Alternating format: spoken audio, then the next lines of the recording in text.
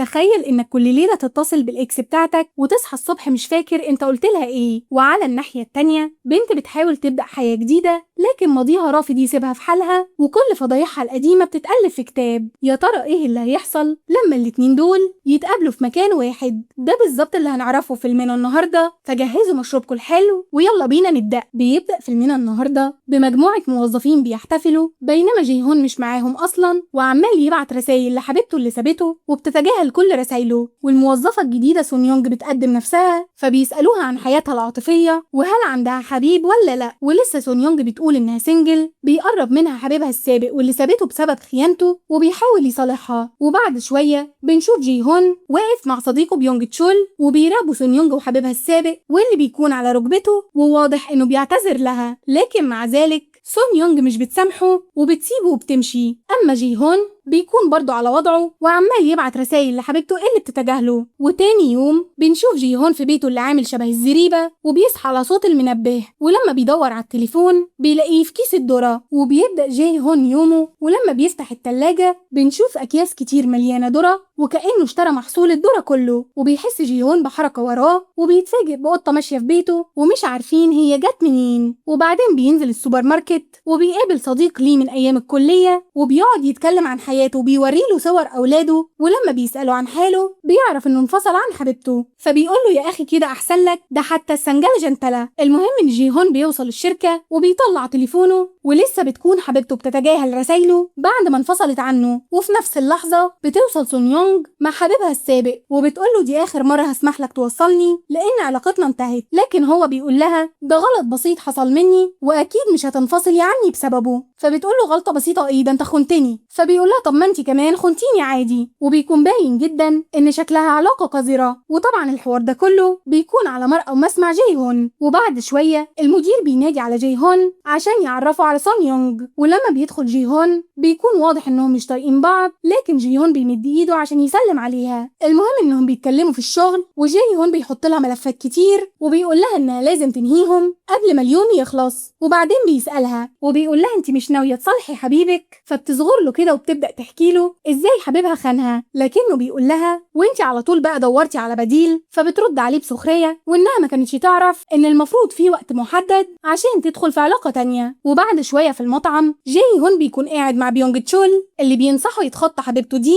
لأنها طالما انفصلت عنه يبقى مش عايزاه ومش هترجع له. وفجأة بيبص لسون يونج وبيقول إنها أكيد برضه مش هترجع لحبيبها. فبيقول له جيهون إنها خانت حبيبها انتقاما منه. وعلى الناحية التانية سون يونج بتكون قاعدة مع البنات وبيتكلموا عن حبيبها السابق، وطبعا البنات بتحب تجامل بعض فبيقعدوا يشتموه وبيقولوا إن الرجالة في الزمن ده عاملين شبه الأطفال ومش بيتحملوا المسؤولية وإنهم بيطلبوا من الستات المشاركة في مصاريف البيت، لكن لما تيجي للمشاركة في الأعمال المنزلية بيشيلوا المسؤولية كلها للست. وبتعرف منهم سون يونج إن جاي هون كان خلاص هيتجوز وطبع كمان الدعوات وبعتها، لكن حبيبته انفصلت عنه وسابته وهو دخل في حالة اكتئاب وبقى بيشرب على طول. وبالليل بعد ما الكل بيكون روح سون يونج بتكون في المكتب وبتحاول تتصل بجاي عشان تسلمه الشغل لكن مش بيرد عليها. فبتدخل زميلتها وبتقول لها إن جاي مش هيرد لأنه أكيد بيشرب وبتنصحها تروح. المهم إن بطلتنا بتوصل بيتها وبتتفاجئ من منظره لأن البيت بيكون مقلوب كأن ضربوا إعصار، وبتعرف إن اللي عمل كده هو حبيبها السابق. فبتتصل بيه عشان يعتذر لكنه بيحاول ينكر. فبتقوله ما تحورش انت باين في الكاميرات وإن كل اللي هي عايزاه منه إنه يعترف ويعتذر لها، لكن هو بيرفض وبيبدأ يهينها وبيقول لها إنه أكيد مش هو الراجل الوحيد اللي كان بيدخل شقتها، لكنها بتردله الإهانة والاستهزاء وبتقفل في وشه السكة. وتاني يوم كالعادة بطلنا بيقوم من على الأرض وبيفتح عينه على الزريبة اللي هو عايش فيها، وبرضه لما بيفتح التلاجة بيشوف نفس المنظر. وبعدين بيشوف القطة وبيحاول يمسكها لكنها بتخربشه، بس هو بيحاول تاني وبيفضل يجري وراها لحد ما القطة بتدخل غرفة فبيقفل عليها الباب وبيمشي. وبعد شوية بطلنا بيوصل الشركة في نفس الوقت اللي سون يونج بتكون بتكلم أمها في التليفون. فجي هون بيسمعها بتتكلم عليه وإنه أكيد عمل حاجة لحبيبته عشان كده سابته قبل فرحهم. المهم إن جي هون لما بيدخل المكتب المدير بيقول له أنت كبرت ولازم تبطل شرب. فبيقول لهم خلاص بقى مش هشرب تاني، أنا من النهاردة بطلت. فبيبصوا له وبيضحكوا بهستيريا كأنه قال نكتة. وبعد شوية بيقول لهم إن في حد اتصل بيه امبارح والمكالمة قعدت ساعتين، لكن المشكلة إنه مش عارف مين ده ولا فاكر أي حاجة. وبعد شوية لسه جي هون بيفكر في المكالمة، فبيقترح عليه بيونج تشول إنه يسجل الرقم على الواتساب عشان يعرف مين هو، وبياخد منه التليفون لكنه بيدوس على الاتصال بالغلط. فبترد بنت وبيفتكر بيونج تشول إنها حبيبة جي هون السابقة، لكن بيتضح إنها سون يونج. وبعد شوية في الاجتماع بيتكلموا عن شغلهم وطريقة ترتيب مشاهد الإعلان، ولما بيسألوا سون يونج عن رأيها بتقول إن عجبتها فكرة جي هون. فبيقول لهم شفتوا، قالت إنها معجبة بيا. ولما الكل بيبص له باستغراب بيعدل كلامه كده وبيقول لهم أقصد إنها معجبة بفكرتي. وفي السوبر ماركت لسه جي هون بيتكلم مع صديقه عن المكالمة، فبيونج تشول بيقول له ما يمكن هي كمان مش فاكرة. وبنرجع تاني للمكتب وبيدخل جي هون ويسأل عن سون يونج، لكن بيقولوا له إنها مش موجودة وراحت شغل بره المكتب. فبيحاول جي هون يتصل بيها، ولما مش بترد بيبعت لها رسالة إنه عايز يتكلم معاها. وبيمر الوقت واليوم بيخلص ولسه سون يونج مش بترد، فبيفضل جي هون قاعد مستنيها، ولما بتيجي بيسألها مش بترد عليه ليه. فبتقول له إن زمايلهم قالوا لها ما تردش عليه بعد انتهاء ساعات العمل عشان بيكون سكران. ولسه بتحاول تمشي فبينادي عليها وبيسألها عن المكالمة، لكن بيقاطعهم بيونج تشول اللي بيكون سكران وبيسحب جي هون عشان يكملوا شرب. وبيقول لسون يونج إن بطلنا قال إنها خانت حبيبها لما كانوا مع بعض. فبتتفاجئ سون يونج وجي هون بيحاول يسكت بيونج تشول، لكنه بيقول لسون يونج إن حبيبته عملت زيها وخانته هو كمان. وبعد شوية بيروحوا يشربوا عشان ينسوا، وبيكون في حرب باردة دايرة بين البطل والبطلة، وبيكون كل واحد فيهم عمال يرمي اتهامات على التاني. فبيستأذن بيونج تشول عشان يروح الحمام، وبيكون باين عليه إنه مش متزن. وبتقوم سون يونج عشان تمشي، لكنها بتقول لبطلنا المفروض ما تتكلمش عني من ورايا وانت أصلا ما تعرفنيش. فبيقولها طيب ما انت كمان عملتي كده لما اتكلمتي عليا مع أمك. وبيكون واضح جدا إن الاتنين بيستخدموا استراتيجية قلب الترابيزة. ولما بيكونوا ماشيين فجأة بيسمعوا صوت عالي، وبيكتشفوا إن بيونج تشول عمل مصيبة ودخل حمام السيدات وهو سكران. ولما بيطلعوا من المكان وبيكونوا مستنيين تاكسي عشان يروحوا، جاي هون بيسأل بطلتنا تاني عن المكالمة وبيعتذر عن كلامه عنها قبل كده. فبتقوله إنهم ما اتكلموش كتير وإنه طول المكالمة كان بيعيط.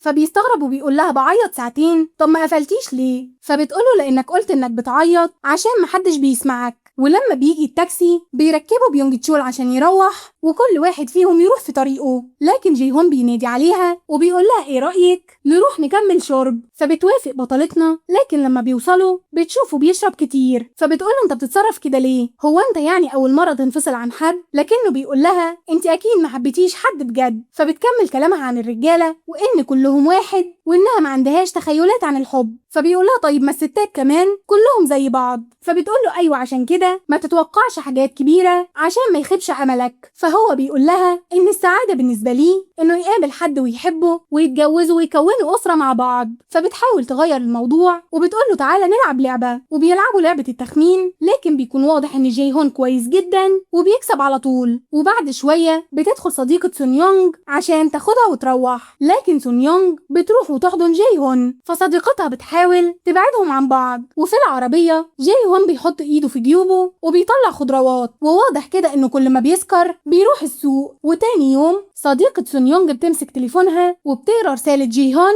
وبتقول انها ما حبتهوش. وبعدين بتقول لصاحبتها هو انتي اتصرفتي بجنون امبارح ولا مش فاكرة حاجة؟ فبتضحك سون يونج وبتقول لها لو افتكرت هبقى اتصل بيكي. وفي المكتب بيدخل بيونج تشول وهو بيغني، ولما بيسألوا جي هون عن سبب انبساطه بيقولوا ان حبيبته وافقت ترجع له بشرط انه يبطل تدخين. وبيقول له انت كمان لازم تبطل تدخين زيي. فبيقول له جي هون هو انت يعني كده مش بتدخن؟ ده انت عامل كأنك بدلت العيش بالرز. وبعد شوية بتدخل سون يونج وبيدخل المدير وبيحاول يخرج بيونج تشول عشان يسيب أبطالنا مع بعض لوحدهم، لكن بيكون واضح إنه مش فاهم حاجة لحد ما المدير بيجيبه من قفاه. وبيفضل جي هون مع سون يونج لوحدهم وبتسأله إذا كانت عملت حاجة غريبة امبارح. فبيقول لها إحنا الاتنين كنا سكرانين وإنه مش فاكر أي حاجة. وبعد شوية بيكون جي هون قاعد مع بيونج تشول وبيقول له إنه مش قادر ينسجم مع سون يونج، وبيطلب منه ياخد مكانه في الاستوديو لأنه مش عايز يفضل في المكتب مع سون يونج. لكن هما في طريق الاستوديو بيلاقي سون يونج معاه ورايحين يصوروا إعلان، وبيكون جي هون بيشتغل وبتقف سون يونج جنبه. لكنه بيلاحظ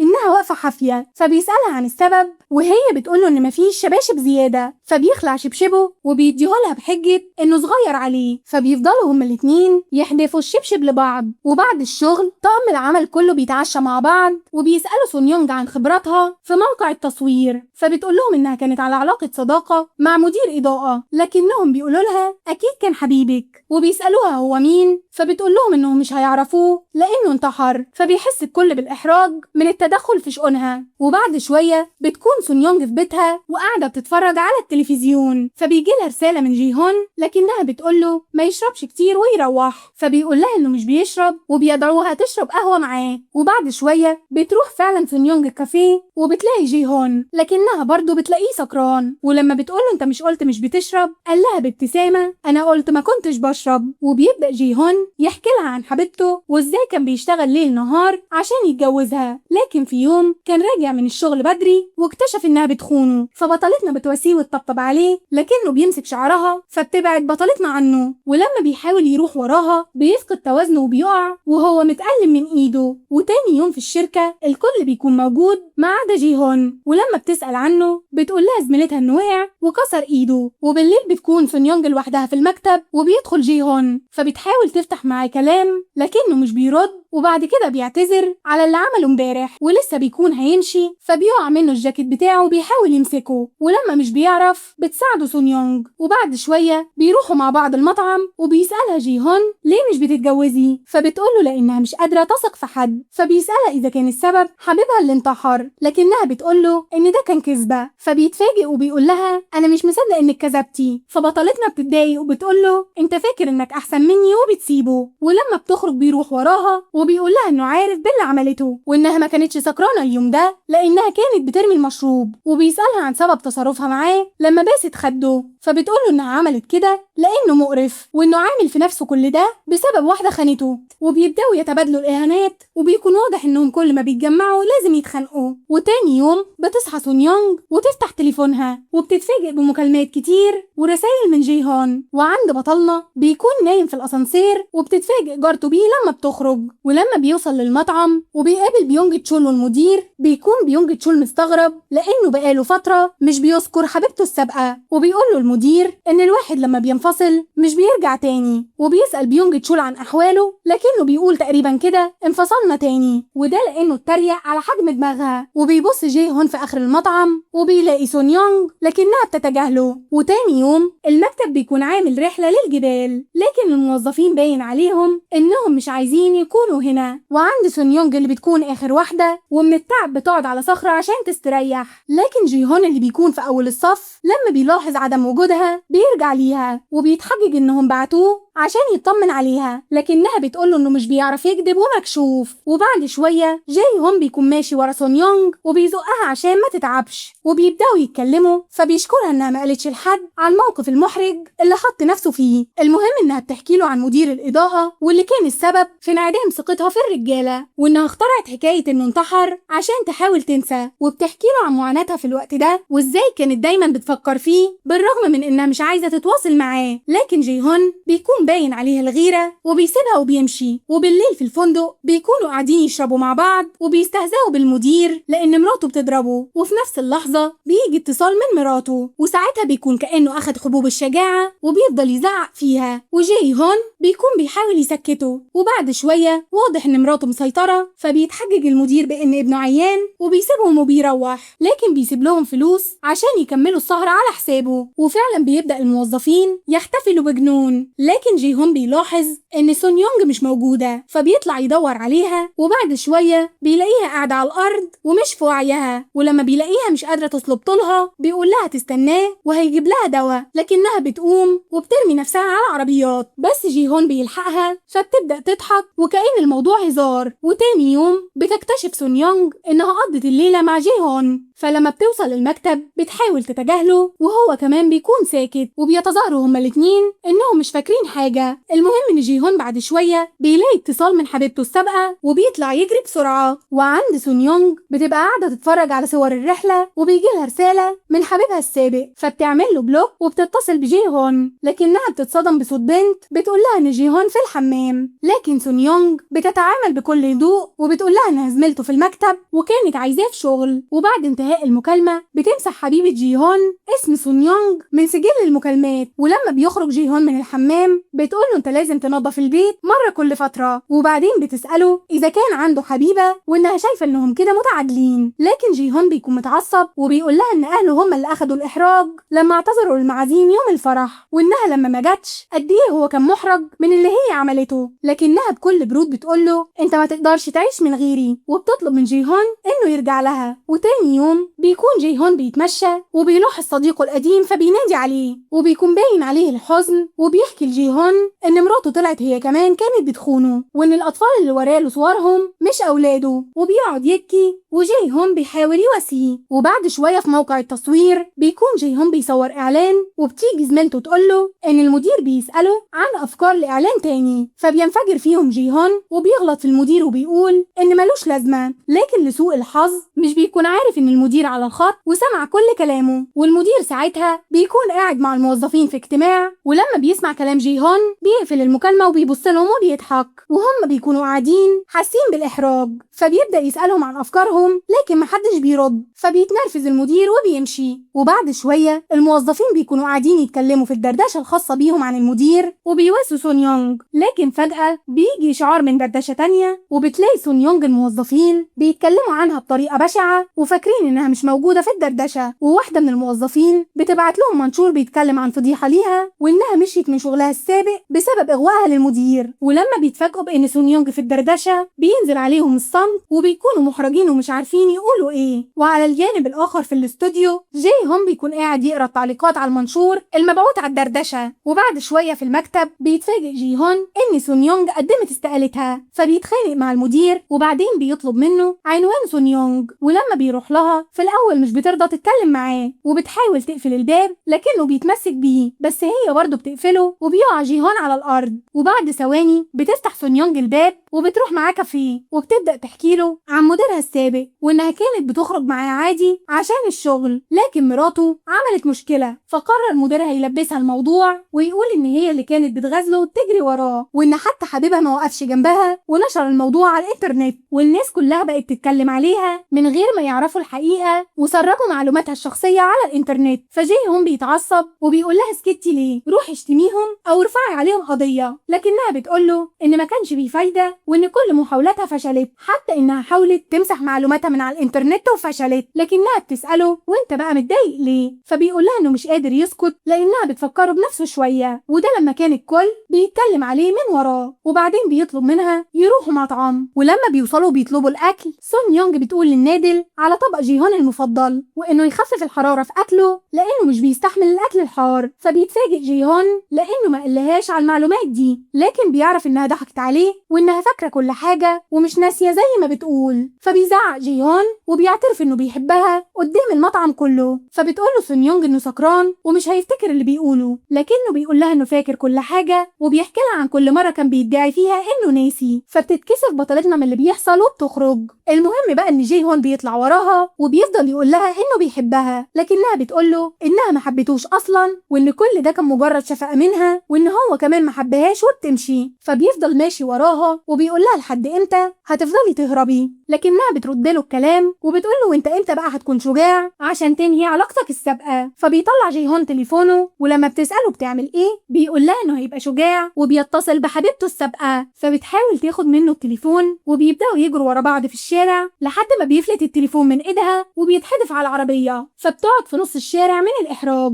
وتاني يوم في المكتب بيونج تشول بيقول لجيهون انهم عاملين حفله وداع لسون يونج وبيطلب منه انه يحضر. وبالليل بيكون فعلا كل الموظفين متجمعين وجيهون عمال يبص لتليفونه، ولما بيحس ان سون يونج مش جايه بيقوم عشان يمشي لكن بيلاقيها داخله من الباب فبيرجع مكانه. وبتدخل سون يونج والكل بيبص لها فبتعتذر عن التاخير وبتقعد مع البنات وبتبدا تهزقهم واحد واحد وبتوقعهم في بعض، وده لان كلهم بيتكلموا على بعض من ورا بعض. فبيقوم كل الموظفين ويمسكوا في خناق بعض، وجاي هون قاعد بيسمعها وبيبصلها كأنه فخور بيها، وده لأنها عرفت تاخد حقها. وبعد كده بتقوم سون يونج وبتمشي بعد ما ولعت الدنيا ووقعتهم في بعض. وبعد 3 شهور أخيرا جاي هون قرر يبيع الشقة ويتخلص من الماضي اللي بيلاحقه ده. وعند سون يونج أمها بتسألها ها بقى طلبي يتجوزك؟ فسون يونج بتعمل من بينها وبتقول لها وانا هوافق على واحد خني ليه؟ لكن امها بتكون قفشاها وبتقول لها بطلي تلعبي دور صعبة المنال ده، وان الشباب في الزمن ده بيزهقوا بسرعة. وبعد شوية عند جي هون